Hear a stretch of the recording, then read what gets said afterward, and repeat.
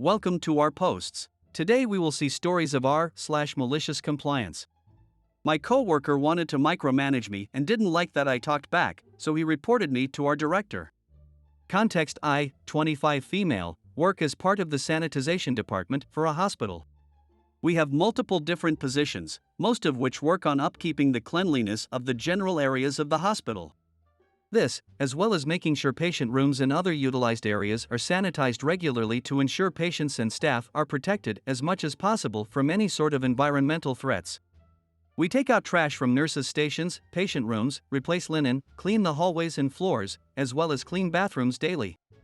I started working about a year before the start of the pandemic, and as such a lot of our processes have, as you can guess, changed and been more intense since.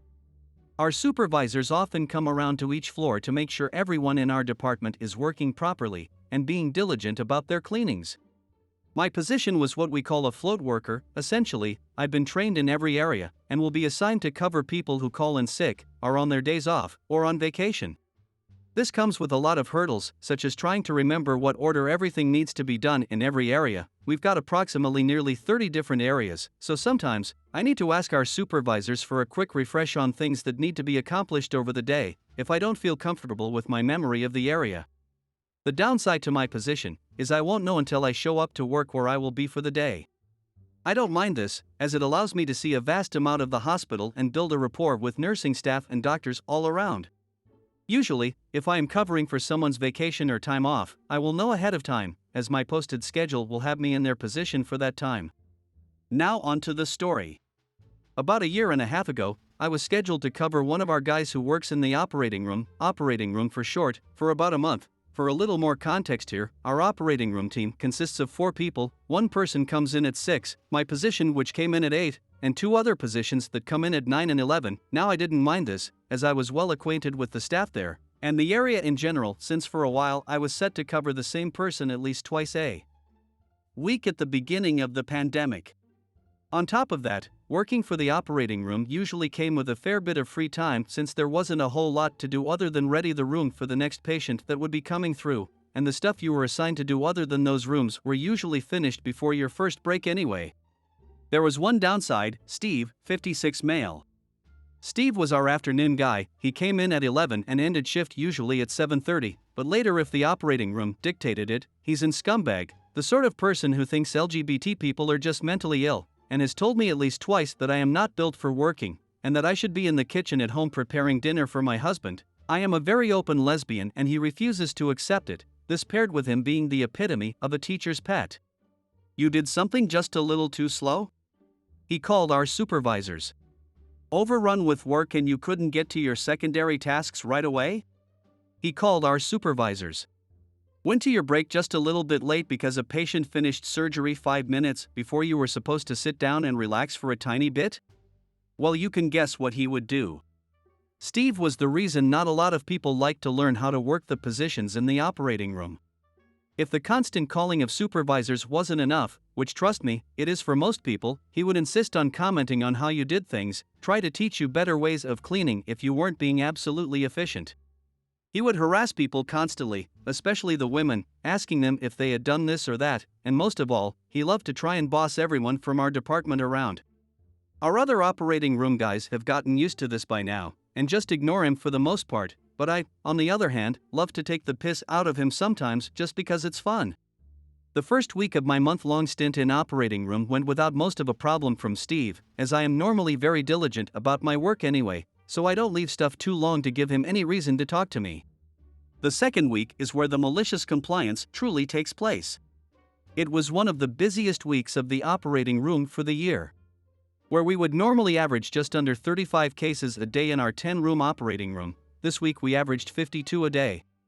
Cases were concluding in record time, as the nurses and doctors wanted to get the hell out of Dodge before any extra cases could be added on. This meant that our little team of 4, myself, Steve and 2 other guys, were cleaning a room right in time to then clean another room. This was the most stressed I'd seen any of these guys be, but Steve worst of all. At around noon, rooms were coming out, and our early shift guy had just come back from his lunch, which he had to take an hour and a half late because of all the cases. We cut through the 2 rooms we had left, and I made a quick round of my area to make sure things weren't in shambles before I started to plan on heading to lunch. My area was as tip-top as it could be, so I checked the board before letting the guys know I was heading to lunch since we had some free time before more cases came out. Everyone was okay with this, except for Steve surprisingly. He stopped me, and this was the back and forth that ensued.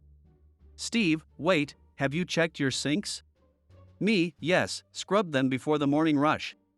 Steve, how about your trash cans? Me, my God, yes I checked them, one of them is half full, but I don't see half an hour making that full. Now can I go? I don't want to leave. Steve, what about your hallways? Did you dust them? Me, yes I did. Now please leave me alone, I need to get to lunch before. Steve, how about your high dusting?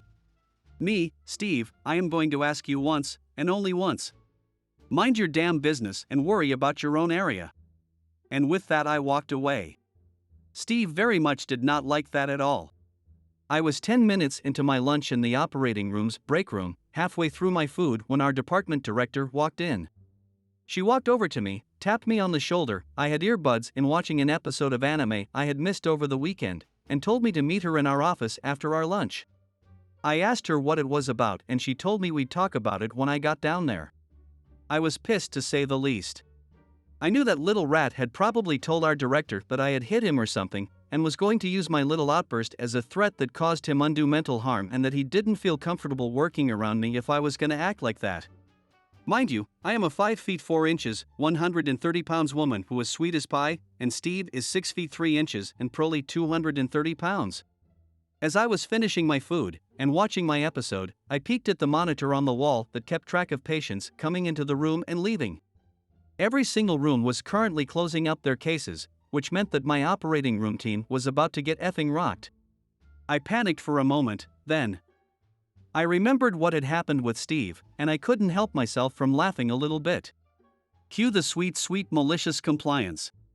I put my lunch bag away with the other bags in the back of the break room, took the last sip of my soda as I tossed it, and walked out with a grin on my face. On my way to the elevators, I saw they had only done one room so far, and judging on that, I assumed it would probably take them another hour and a half to get everything finished for the rooms. Steve saw me on my way out and stopped me. Steve, Opie, get your hairnet on, we have 9 other rooms that need to get cleaned. Me, oh, I'm so sorry Steve, I was asked to come down to the office by our director, she had something she wanted to discuss with me, and told me I had to come immediately after my lunch and to not worry about things. Steve, but we are getting overrun with work. Me, I don't see how that is currently my issue. If I don't talk with her I might get fired for insubordination, so good luck, I'll try to be as fast as I can, and smiled as I turned away. I got down to our office, and the director is sitting with one of our HR representatives. She motions me to close the door and sit down, so I do.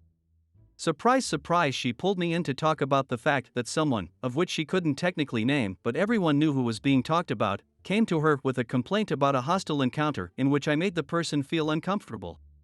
I laughed a little bit and told them what had happened from my point of view. The director just kinda put her head in her hands, and the HR rep had to stifle a chuckle. It got quiet for a few moments, so I asked if I was gonna lose my job over this. Our director said that originally it was gonna be a strike on my record, and some disciplinary actions such as taking some online courses about de-escalation of conflict and hostile work environments, as well as an in-service about what to do when a coworker and you don't agree on something. But after hearing my side of the story, along with the plethora of other reports made by Steve about people in the department, she said she realized that she probably shouldn't have gotten HR involved until she heard my side of things, and dismissed both the representative and myself. As I walked after the rep, I remembered those times he looked down on me for being a woman.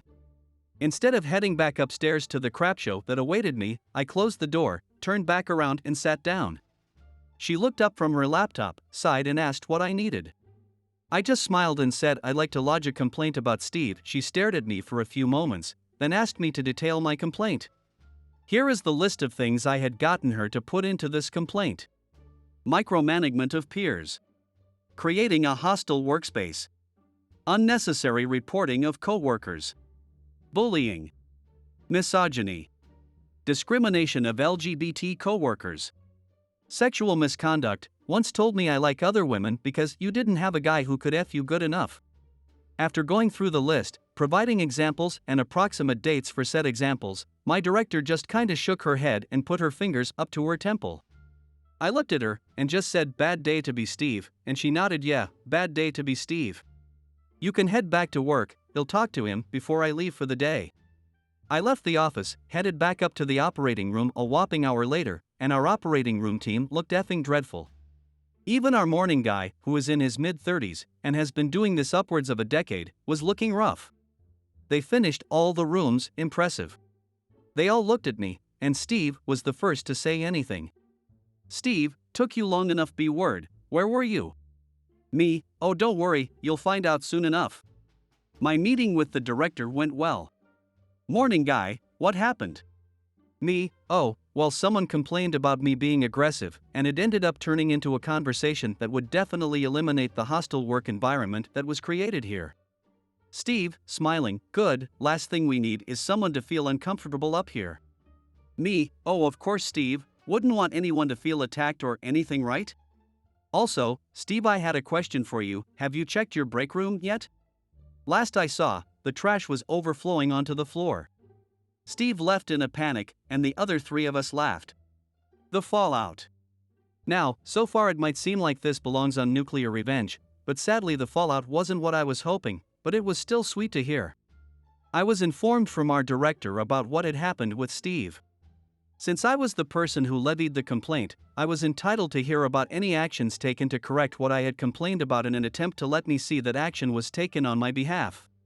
She said he would have been outright fired if I wasn't the only one who levied these complaints.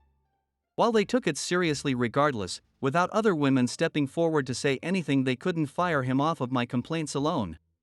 That being said, Steve was still reprimanded hard and was slapped with 2 strikes, 3 strikes get you fired, and a year worth of online learnings and in-service trainings for things such as discrimination, misogynistic reform, LGBT learnings, etc. He was also told if it was reported he said anything close to what he said to me again, he would be fired and blacklisted from hospitals in the state. In good news, since then I have become a lead for our day shift. While I maintained my float status, covering people who were sick and whatnot, I did gain a few more dollars an hour, some leadership responsibilities, and most important of all, a fancy title to tell Steve to F off with. I hope you guys liked this video. If you did, make sure like, comment, share and subscribe the channel or posts.